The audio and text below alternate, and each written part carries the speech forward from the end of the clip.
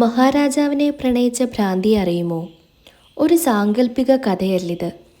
തികച്ചും യാഥാർത്ഥ്യമായ ഒരു പ്രണയ കഥയാണിത്. തിരുവനന്തപുരത്തെ ഹൃദയഭാഗത്തു ജീവിച്ചിരുന്ന പഴമക്കാർക്കെല്ലാം അറിയാവുന്ന ഒരു കഥ. ശ്രീ പത്മനാഭസ്വാമി ക്ഷേത്രത്തിന് സമീപത്തിലെ ഇടവഴികളിൽ പണ്ട് തൻ്റെ പൊന്നുതമ്പുരാനെ കാത്തുനിന്ന പ്രണയിനിയെ തിരുവനന്തപുരത്ത് പഴയ തലമുറയിലെ ചിലരെങ്കിലും ഓർക്കുന്നുണ്ടാകും.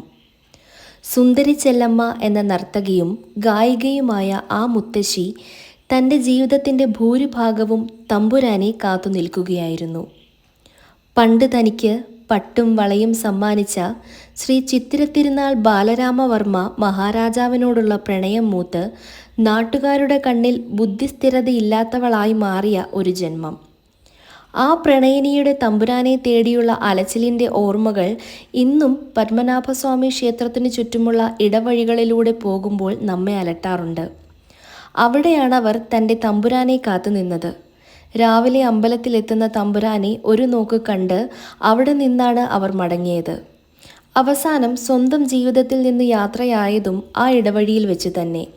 ക്ഷേത്രമതിലകവും കൽപ്പടികളും ക്ഷേത്രവീഥികളും അനന്തശായിയായ ആ ഭഗവാനും മൂകസാക്ഷിയായ ഏറെ പഴക്കമില്ലാത്ത ഒരു ദുരന്ത പ്രണയ കഥയിലെ നായികയാണവർ. പച്ച നിറത്തിലുള്ള ബ്ലൗസും കസവിൻ്റെ സെറ്റുമുണ്ടും, രണ്ടു കൈകളിലും നിറയെ കുപ്പിവളകൾ, വിരലുകളിൽ വിളറിയ മോതിരങ്ങൾ, വെളുത്ത മുടി പൊക്കി ഒരു വശത്തായി കെട്ടിവെച്ച് അതിനു ചുറ്റും മുല്ലപ്പൂ ചൂടി, കഴുത്തു നിറയെ പല നിറങ്ങളിൽ ഉള്ള മുത്തുമാലകൾ, കാലിൽ നല്ല ശബ്ദമുള്ള പാദസ്വരം, കയ്യിലൊരു ഭാണ്ഡക്കെട്ട്. ആരായാലും ഒന്ന് നോക്കിപ്പോകും. അപ്പോൾ അവർ വിടർന്ന പല്ലുകൾ കാട്ടി ചിരിക്കും സന്തോഷത്തോടെ. പടുവാർദ്ധക്യത്തിലും സുന്ദരി തന്നെയായിരുന്നു അവർ.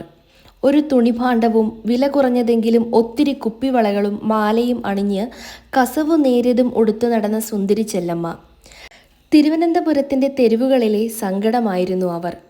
അവരെ അറിയുന്നവർക്ക് സഹതാപമായിരുന്നു, അറിയാത്തവർക്ക് കല്ലെറിയാൻ മാത്രമുള്ള ഭ്രാന്തിയായിരുന്നു.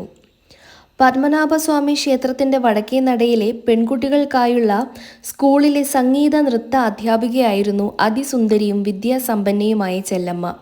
ഒരിക്കൽ തൻ്റെ വിദ്യാർത്ഥികളെ അനുഗമിച്ച് സ്കൂൾ ഗേറ്റിന് മുന്നിൽ നിന്നിരുന്ന ചെല്ലമ്മ ശംഖുമുദ്രയുള്ള കാറിൻ്റെ ഉള്ളിലിരുന്ന് പോകുന്ന ചിത്തിരത്തിരുനാൾ മഹാരാജാവിനെ ആദ്യമായി കാണുവാനിടവരികയും തൻ്റെ കണ്ണുകൾ അദ്ദേഹത്തിൽ ഉടക്കിയതായി മനസ്സിലാക്കുകയും ചെയ്തു. അതിനുശേഷം നിരവധി തവണ പത്മനാഭസ്വാമി ക്ഷേത്രത്തിൽ വെച്ചും സ്കൂളിലെ പരിപാടികളിൽ ചീഫ് ഗസ്റ്റായി എത്തിയിരുന്നപ്പോഴും ശംഖുമുദ്രയുള്ള കാറിൽ സ്കൂളിന് മുന്നിലൂടെ പോകുമ്പോഴും മറ്റുമായി മഹാരാജാവിനെ അവർ കാണാറുണ്ടായിരുന്നു. അവരറിയാതെ അവരുടെ ഹൃദയത്തിൽ സുന്ദരനായ അദ്ദേഹം കയറിക്കൂടി.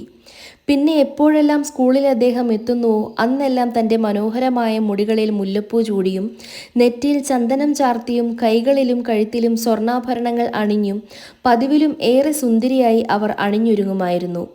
അദ്ദേഹത്തെ കാണുമ്പോഴെല്ലാം അവർ പരിസരം തന്നെ മറന്നു നിന്നു. ഒരു സാധാരണ നോട്ടമോ ചിരിയോ അദ്ദേഹത്തിൽ നിന്ന് ലഭിച്ചാൽ കോരിത്തരിച്ച പോലെയായിരുന്നു അവരുടെ ആ നിൽപ്പ്. അദ്ദേഹത്തിനായി മാത്രം അവർ അണിഞ്ഞൊരുങ്ങി.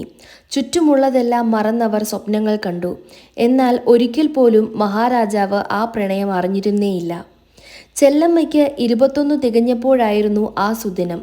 തൻ്റെ സഹപ്രവർത്തകനായ ഭാനുമതി ടീച്ചർ ഒരു നാടകത്തിൽ അഭിനയിക്കാനായി ക്ഷണിക്കുകയുണ്ടായി.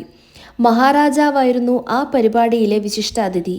സ്ത്രീകൾ നാടകം തുടങ്ങിയ അഭിനയവേദികളിൽ പ്രത്യക്ഷപ്പെടാൻ മടിക്കുന്ന കാലത്ത് അവർ മഹാരാജാവിൻ്റെ കൺമുന്നിൽ എത്തിപ്പെടാൻ വേണ്ടി മാത്രം അന്നവിടെ അവതരിക്കപ്പെട്ട ആ നാടകത്തിൽ അഭിനയിച്ചു.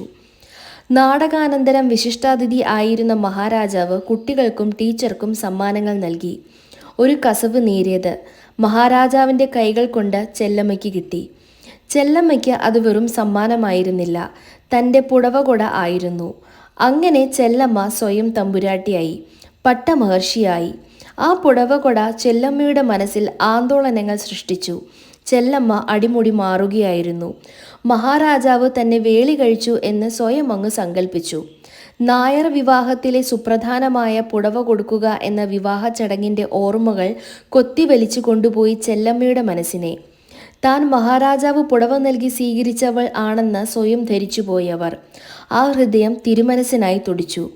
അദ്ദേഹത്തിനായി മാത്രം ചെല്ലമ്മ ചിരിച്ചു, അദ്ദേഹത്തിനായി മാത്രം ചെല്ലമ്മ ശ്വസിച്ചു, അദ്ദേഹത്തിനായി മാത്രം പാടി ആടി, എല്ലാം തിരുമനസ്സിനായി മാത്രം. അന്ധമായ അവരുടെ പ്രണയം പതിയെ പതിയെ അവരുടെ മനസ്സിൻ്റെ സമനില തെറ്റുന്നതിലേക്കാണ് നയിച്ചത്. ശിഷ്യഗണങ്ങൾ പരിഭ്രാന്തരായി. ചെല്ലമ്മയുടെ ജോലി പോയി. മുഴുഭ്രാന്തിലേക്ക് അവരുടെ പ്രണയം അവരെ കൊണ്ടുചെന്നെത്തിച്ചു. തൻ്റെ കുടുംബത്തിൽ നിന്നും വീട്ടിൽ നിന്നും പുറത്താക്കപ്പെട്ടു. ഇതൊന്നും അറിയാതെ, ഒന്നും ഓർക്കാതെ എല്ലാ പ്രഭാതത്തിലും ചെല്ലമ്മ അണിഞ്ഞൊരുങ്ങി മുല്ലമാല ചൂടി കാത്തുനിന്നു തൻ്റെ പൊന്നു തമ്പുരാനെ കാണാൻ. ദിവസങ്ങൾ, മാസങ്ങൾ, വർഷങ്ങൾ, സംവത്സരങ്ങൾ ചെല്ലമ്മ കാത്തിരുന്നു. വില്ലുകെട്ടിയ കുതിരവണ്ടിയുടെ, ശംഖുമുദ്രയുള്ള കാറിൻ്റെ ഒച്ച കേൾക്കാൻ കാതോർത്തിരുന്നു. എന്നും രാവിലെ സുന്ദരി ചെല്ലമ്മ ശ്രീകോവിലിൽ എത്തുമായിരുന്നു, ഭഗവാനെ തൊഴാനല്ല, പൊന്നു തമ്പുരാനെ ഒരു നോക്ക് കാണാൻ. ഒരിക്കൽ ഭടന്മാരവരെ ക്ഷേത്രത്തിൽ നിന്നും പിടിച്ച് പുറത്താക്കുകയുണ്ടായി. അതവരിൽ വലിയ ആഘാതമുണ്ടാക്കി. ആ സംഭവത്തിന് ശേഷം അവർ ഒരിക്കൽ പോലും ക്ഷേത്രത്തിനുള്ളിൽ പ്രവേശിക്കുക എന്ന ഒന്നുണ്ടായില്ല. എന്നാൽ പതിവായി ക്ഷേത്രത്തിനു പുറത്ത് തിരുമനസ് എഴുന്നള്ളുന്ന സമയം അവർ കാത്തു നിൽക്കുമായിരുന്നു. 51 സംവത്സരങ്ങൾ. ഒരു ദിവസം പോലും മുടങ്ങാതെ ചെല്ലമ്മ ശ്രീകോവിലിനു മുന്നിലെത്തി. ദേഹം ശുചിയാക്കി, ശുഭ്രവസ്ത്രം ധരിച്ച്, സർവാഭരണ വിഭൂഷിതയായി പൊന്നു തമ്പുരാനെ ഒരു നോക്ക് കാണാൻ. അദ്ദേഹത്തിൻ്റെ മിഴിമുന തൻ്റെ നേർക്ക് നീളുന്നതും കാത്ത്. അരനൂറ്റാണ്ടോളമുള്ള പ്രഭാതങ്ങൾ. ഒരിക്കൽ പോലും തമ്പുരാൻ ചെല്ലമ്മയെ ശ്രദ്ധിച്ചില്ല. എന്തിന്, എല്ലാം അറിയുന്ന പത്മനാഭൻ പോലും അവരെ അറിഞ്ഞില്ല, അവരോട് കരുണ കാട്ടിയില്ല. എങ്കിലും ചെല്ലമ്മ വരും. തമ്പുരാട്ടിയെപ്പോലെ, പട്ടമഹർഷിയെപ്പോലെ, രാജാവിൻ്റെ പെണ്ണായി എന്നും വൃത്തിയുള്ള വസ്ത്രമണിഞ്ഞ് പത്മനാഭസ്വാമി ക്ഷേത്ര ദർശനത്തിന് വരുന്ന രാജാവിനെ കണ്ടു തൊഴുത് ചെല്ലമ്മ പ്രണയിച്ചുകൊണ്ടേയിരുന്നു മരണം വരെ. ഒടുവിൽ ഈ തെരുവിൽ ഒരു ദിവസം അവരങ്ങ് ഉറങ്ങിപ്പോയി. ഇനി ഉണരാത്ത വിധം ചെല്ലമ്മ മരിച്ചു. അനന്തപുരിയുടെ പാതവക്കത്ത് പത്മനാഭന്റെ വടക്കേ നടയിൽ പത്മനാഭനെ നമസ്കരിച്ചതുപോലെ തണുത്തു വിറങ്ങലിച്ചു കിടന്നു സുന്ദരി ചെല്ലമ്മയുടെ ശരീരം. നാട്ടുകാർക്ക് അവർ ഭ്രാന്തിയായിരുന്നു. എന്നാൽ പഴയ സ്നേഹിതയായ അംബിക ടീച്ചർ മാത്രം ചെല്ലമ്മയെ മറന്നില്ല. തൻ്റെ കൂട്ടുകാരിക്കിഷ്ടപ്പെട്ട പാലപ്പവും കൊണ്ട് ടീച്ചർ ശ്രീകോവിൽ നടയിലെത്തുമായിരുന്നു. അന്ന് രാവിലെ ആരോ പറയുന്നത് കേട്ടു, സുന്ദരി ചെല്ലമ്മ മരിച്ചു, അതിൻ്റെ ഒരു യോഗം. നീരു വീങ്ങിയ കാലുമായി അംബിക ടീച്ചർ പോയി തൻ്റെ കൂട്ടുകാരിയെ അവസാനമായി ഒന്ന് കാണാൻ. ഒന്നേ നോക്കിയുള്ളൂ, നഗരസഭയുടെ തേരിൽ പട്ടമഹർഷി അന്ത്യയാത്രയായി. തൈക്കാട് ശാന്തി കവാടത്തിൽ രാമച്ചവും ചന്ദന തൈലവും ഇല്ലാതെ ഒരു തമ്പുരാട്ടിക്ക് ചിതയൊരുങ്ങി. അംബിക ടീച്ചർ മാത്രം സാക്ഷി.